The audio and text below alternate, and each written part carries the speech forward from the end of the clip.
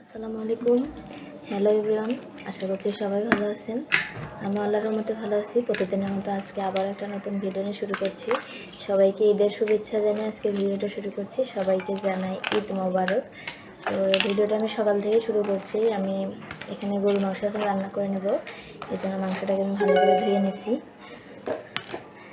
তো মাংস রান্নার জন্য লাগবে হলো পেঁয়াজ কুচি। প্রথমে এর মধ্যে পেঁয়াজ কুচি দিয়ে দিচ্ছি।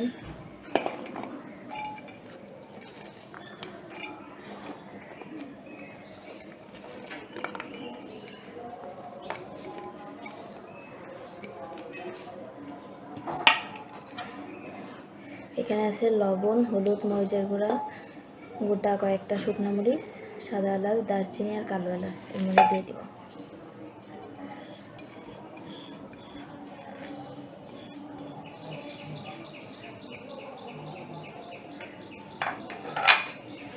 দিয়ে দেবো এখন এর মধ্যে সয়াবিন তেল, আর দেবো আদা রসুন বাটা।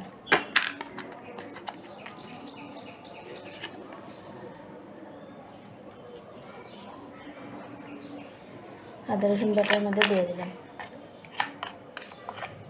এখন এই মাংসটাকে কষিয়ে নিয়ে এটা এখন ভালো করে রান্না করে নেব। মাংস কষানো হয়ে গেছে, এখন এর মধ্যে একটু পানি দিয়ে এটাকে সেদ্ধ করে নেব।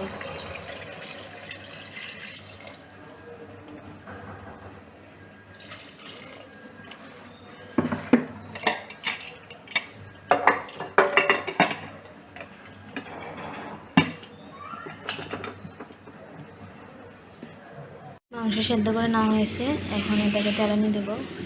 চুলা একটা কড়াই বসে দিচ্ছি, এখন এর মধ্যে দিয়ে দেবো তেল।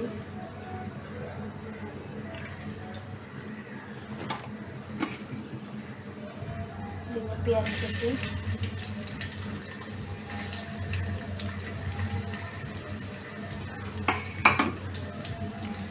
পেঁয়াজটাকে লাল করে ভেজে নেব।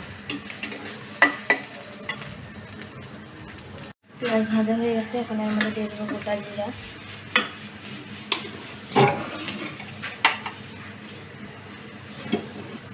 আগে থেকে সেদ্ধ করে রাখা মাংস এর মধ্যে এখন ঢেলে দেবো।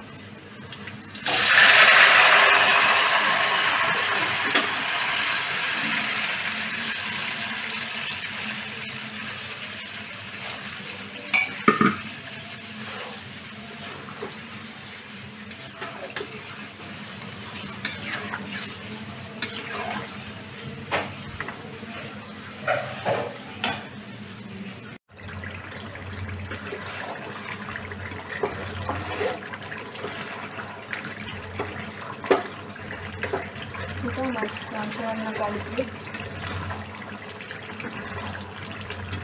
এখন চুলা থেকে নামিয়ে নেব।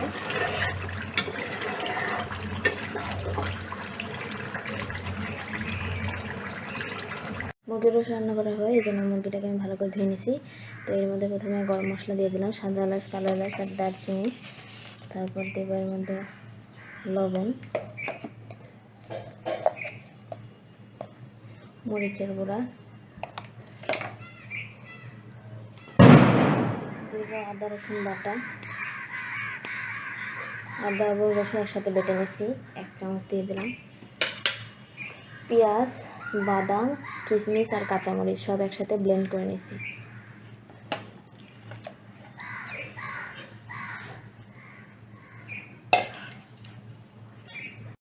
দিয়ে দেবো এর মধ্যে একটু ভিনেগার,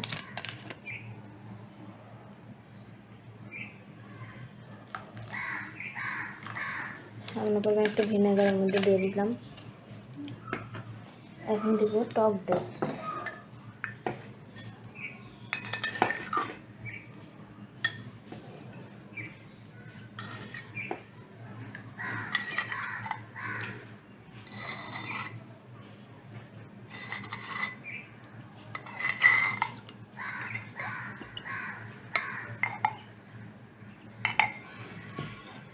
এখন এটাকে ভালো করে মেখে নেব।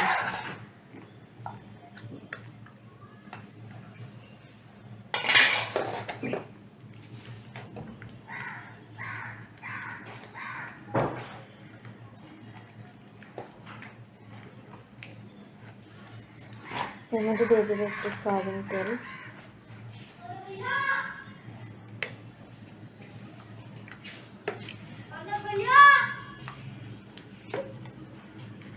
এখানে এটাকে ঢাকনা দিয়ে ঢেকে চুলায় বসিয়ে দেব। এটা এখন চুলায় বসিয়ে দিয়ে সেদ্ধ করে নেব।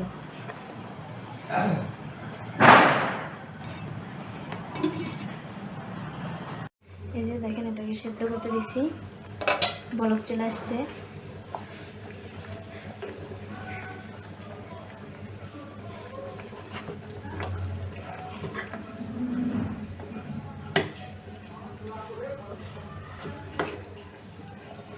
এটাকে ভালো করে সেদ্ধ করে নিয়ে তারপরে এটাকে আমরা ভেজে নেব। আমাদের বাসায় সবসময় এইভাবেই মুরগির রোস্ট বানানো হয়।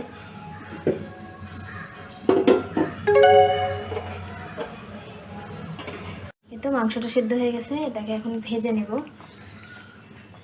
ঝোল থেকে মাংসগুলোকে তুলে নিয়ে তারপরে এটাকে আমি তেলে ভেজে নেব। তেলটা গরম হয়ে গেছে, এখন মুরগির মাংসগুলো ভেজে নেব।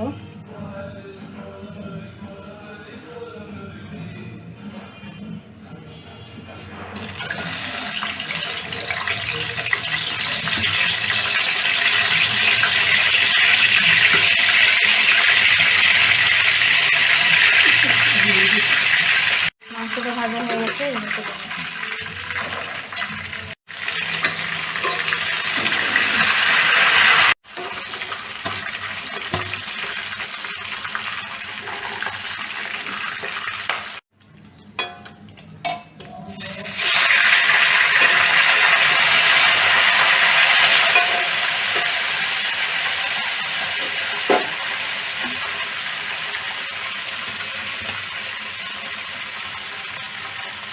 তো আমার মাংসগুলো ভেজে নেওয়া হয়ে গেছে। মাংসটাকে ভেজে নেওয়া হয়ে গেছে, এখন ওই যে মশলা দিয়ে আমি মাংস সেদ্ধ করছিলাম সেটা এখন মধ্যে দিয়ে দেবো।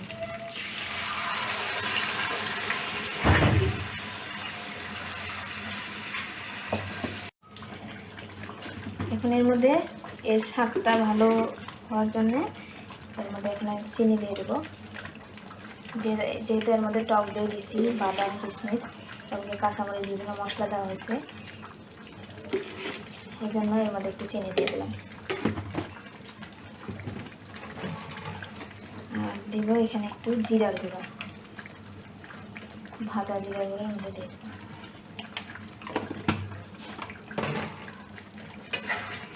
দিয়ে মশলাটাকে আরেকটু ঘন করে নেব।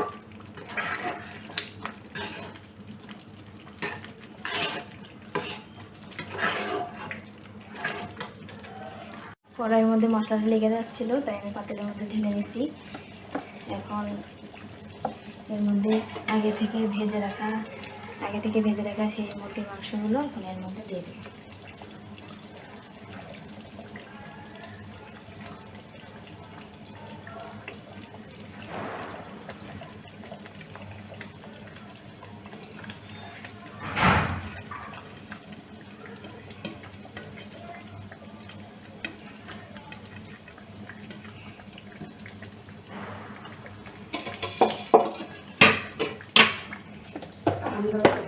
উপর দিয়ে এখন আগে থেকে ভেজে রাখা পেঁয়াজ বেরেস্তা এর উপর দিয়ে দেব।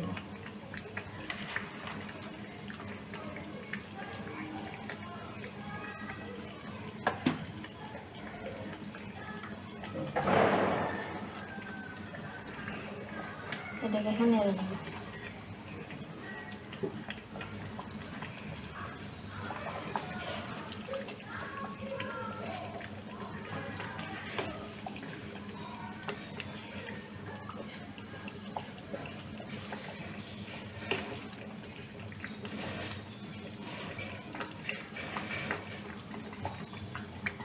কিন্তু আমার মুরগির রোস্ট রান্না হয়ে গেছে, এটাকে এখন চুলা থেকে নামিয়ে নেব।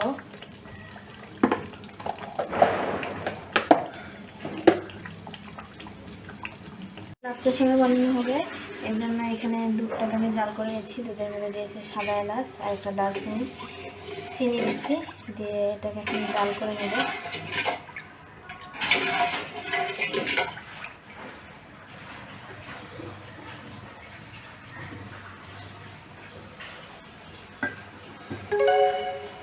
দুধটা জাল করে নেওয়া হয়ে গেছে। তো এখন আমি লাচ্ছির সময় এটা ভেজে দেবো দুধের মধ্যে। দুধটা এখন এর মধ্যে ঢেলে দেবো।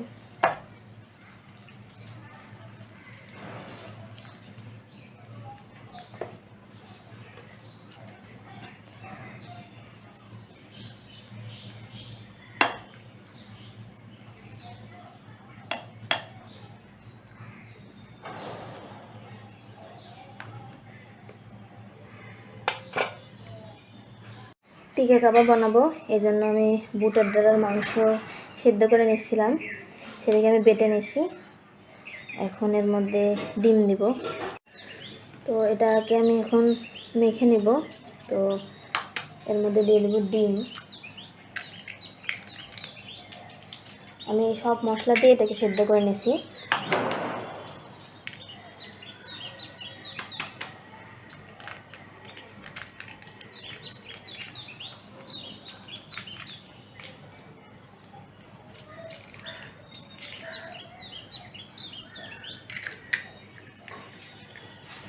এখন এটাকে ভালো করে হাত দিয়ে মেখে নেব। মেখে আমি টিকা কাবাবগুলো বানিয়ে নেব। যেহেতু আমি এটা সেদ্ধর সময় সব মশলা দিয়েছিলাম, তাই এখানে যদি আমার লবণটা একটু কম মনে হয় তাহলে এখানে শুধু একটু লবণ দেব। তো এখন টিকা কাবাবগুলো বানিয়ে নেব।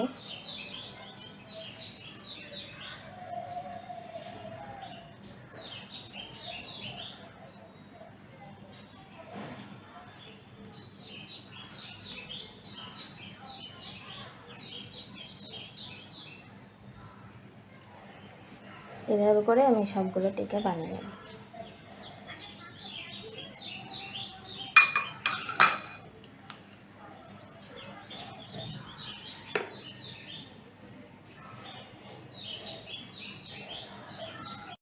এই তো আমার টিকা কাবাবগুলো বানিয়ে নেওয়া হয়ে গেছে। এখন এগুলোকে আমি ভেজে নেব। পোলাও রান্না করা হবে, এই জন্য আগে থেকে এই যে চাল ধুয়ে রাখছি। এখন পাতিলের মধ্যে তেল দিয়ে দিব। পাতিলটা গরম হয়ে গেছে।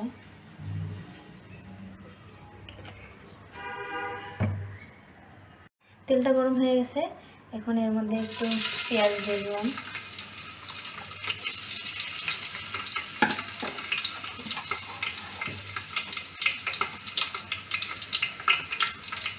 এখন এর মধ্যে দিয়ে দিলাম দারচিনি, সাদা এলাচ, কালো এলাচ আর গোলমরিচ।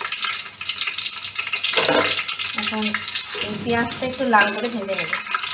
পেঁয়াজটা ভাজা হয়ে গেছে। তো এই তেলের মধ্যে একটু আদা রসুনটা দিয়ে দিলাম।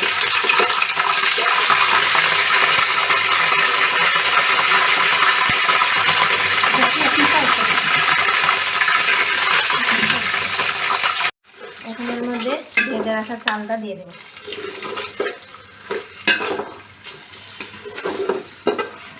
ধুয়ে রাখা চালের মধ্যে দিয়ে দেব।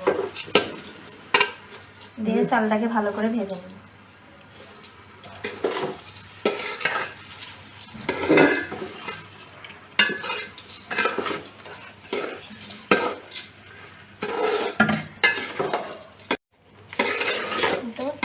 চালটাকে ভেজে নেওয়া হচ্ছে।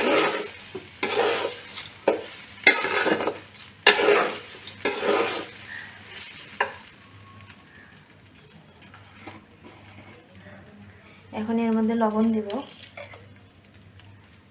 1 চামচ, মনে হয় আর একটু লাগবে। আমি এখানে 2 চামচ লবণ দিছি। চালটাকে ভালো করে ভেজে নিয়ে তারপরে এর মধ্যে আগে থেকে গরম পানি করে রাখছিলাম, গরম পানিটা এর মধ্যে দিয়ে দেব।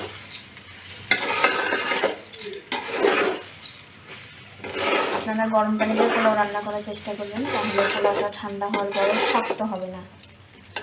ঠান্ডা হলেও পোলাওটা নরম থাকবে।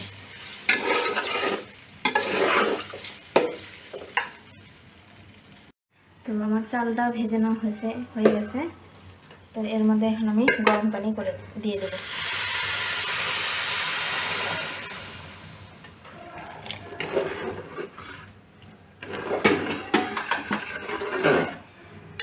কয়েকটা গোটা কাঁচামরিচ পোলাওর উপর দিয়ে দেব।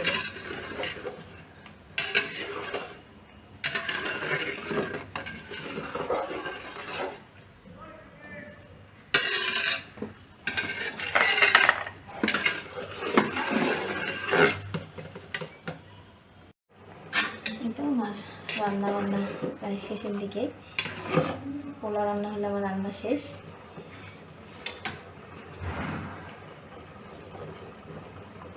এটা আমার পোলাও রান্না হয়ে গেছে।